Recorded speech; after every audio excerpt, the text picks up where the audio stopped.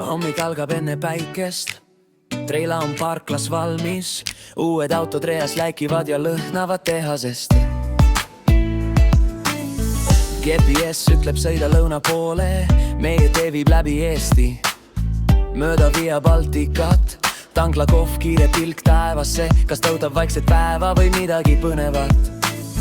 Piirile vitab kiiruga, Läti teretab uute liiklusmärkidega, neerame, sest jälle sama lugu, üks auto piiksub, teine tahab rampi ronida omas tempos, aga kõik liigub edasi, peabki.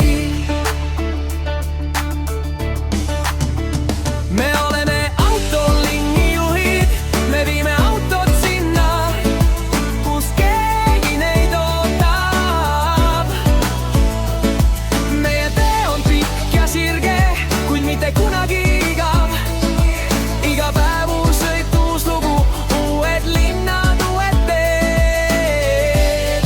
Via Baltica on nagu teine kodu ja meie oleme alati teel.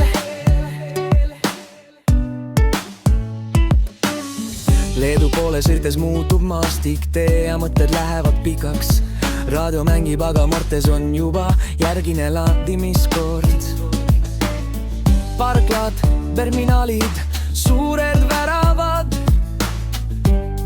kõik on osa päevast. Vahepeal vihm peksab vastu klaasi, vahepeal päike pimestab, nii et silmad kissis, mõni koorem tahab rohkem tähelepanu. Mõni sõidab nagu unes, aga kõik jõuavad kohale.